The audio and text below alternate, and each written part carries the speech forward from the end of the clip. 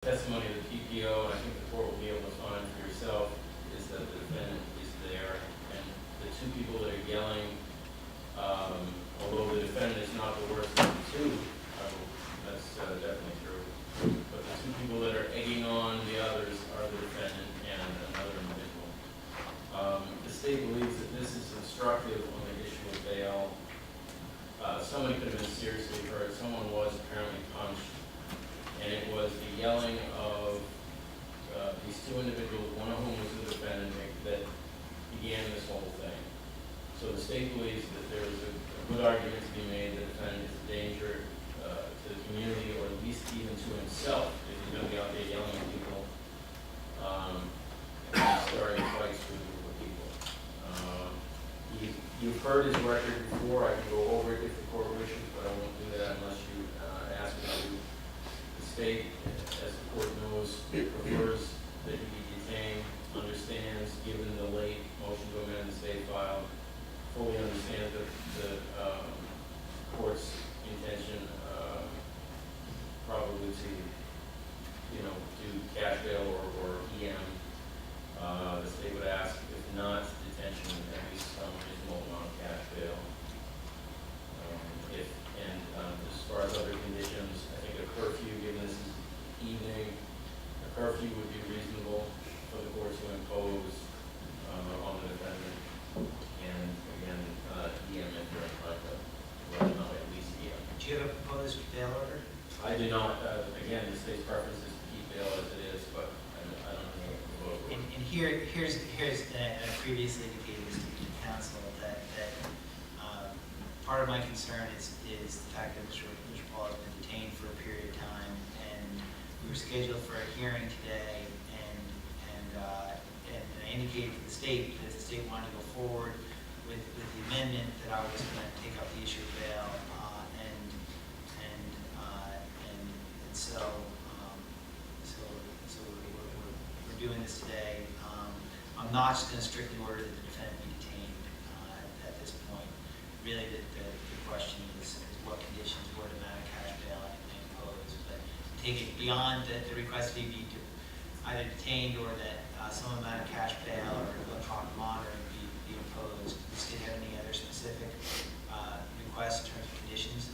Just the curfew, Your Honor. I don't know if the court would order that he stay out of Central Square, but certainly another condition that might avoid some problems. The other individuals seem to be connected with the restaurant across from Central Square, so that's part of the problem.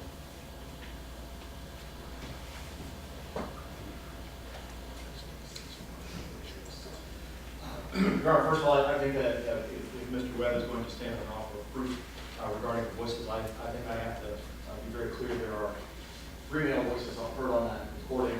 The 2 that are consistently and I think rather loudly saying things are not defendant. There's the only thing that Mr. Webb emphasized was right before he stopped the video was we need. I actually should halt here. My memory from earlier proceedings, and I should have done so, that just occurred to me. Mr. Paul, have you been able to hear the proceedings that have taken place today? Mostly. I couldn't really hear the voices on video too much, but I've watched it several times. Okay, I just wanted to make sure, because I knew there was some hearing impairment issue, and I wanted to make sure that we do have devices available to help Mr. Paul if he needs them. Frankly, it didn't occur to me until just now. I would like to have that for the next hearing if we may. If we don't have it today, I can live. Your Honor, Mr. Paul and I discussed that yesterday. I believe that he's been able to follow things other than with audio on the video that was played. And like you said, we've both reviewed that several times. Please remind me the next time, and I'll make sure that we have those devices. Thank you, Your Honor. Your Honor, I think that it is important to note that there are 3 male voices that are heard that are associated with Mr. Paul. He is not taunting any of these people.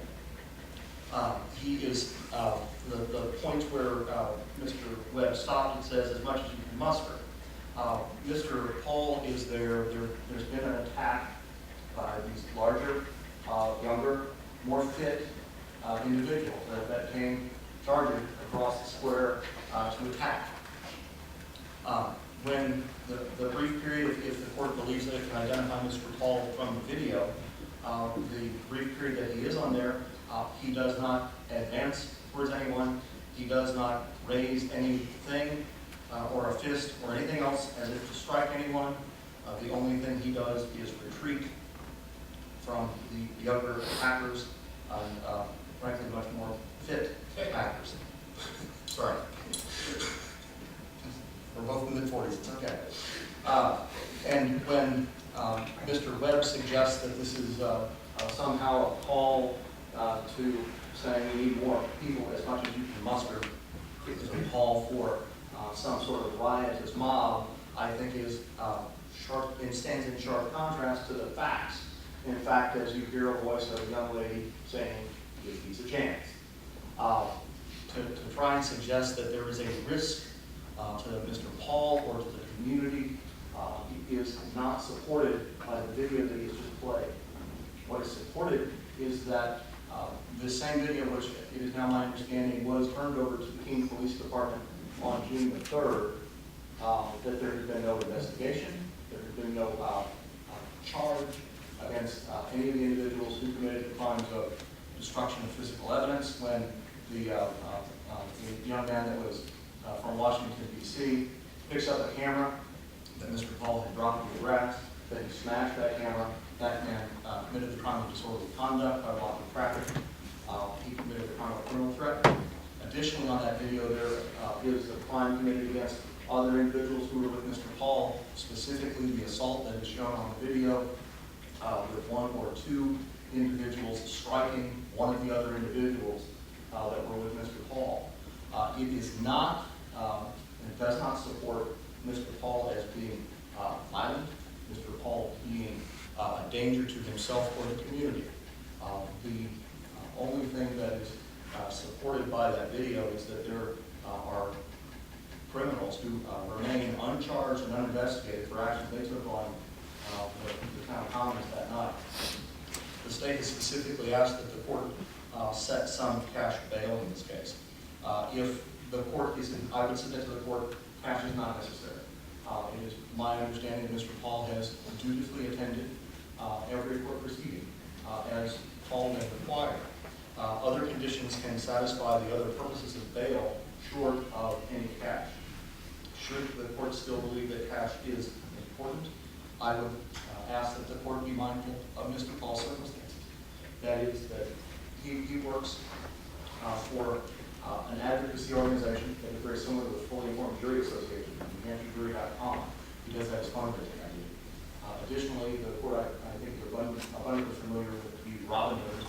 He also participates in their activities, including expired parking meters in town.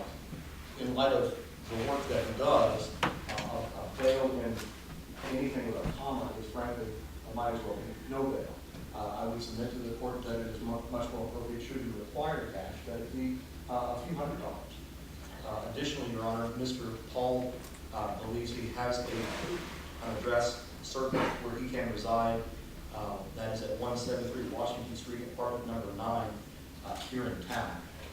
Mr. Paul would remain on probation until there is some resolution in this matter at least, and the supervision that probation and parole can offer is sufficient to address the other purposes of bail.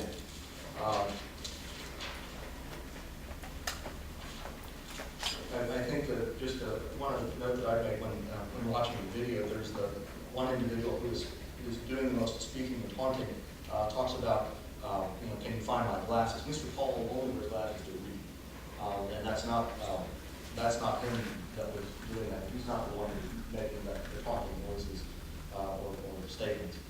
For all those reasons, Your Honor, and in light of the other allegations of violations of probation, I would ask that the court release Mr. Paul on PR bail with directions to continue to report to probation as required, and that he attend the proceeding on the 24th of this month. I wouldn't mind having protective orders against those four thugs. Your Honor, Mr. Paul certainly has concerns about the other individuals in the video. I don't know that the court has jurisdiction to address that. Can't really issue that kind of an order without them in front of me or a separate filing to get that kind of a restraining order, so I'm not going to do that in the context of this bill. I'll explain the jurisdictional problem to Mr. Paul later. Anything further from the state? Okay. Just give me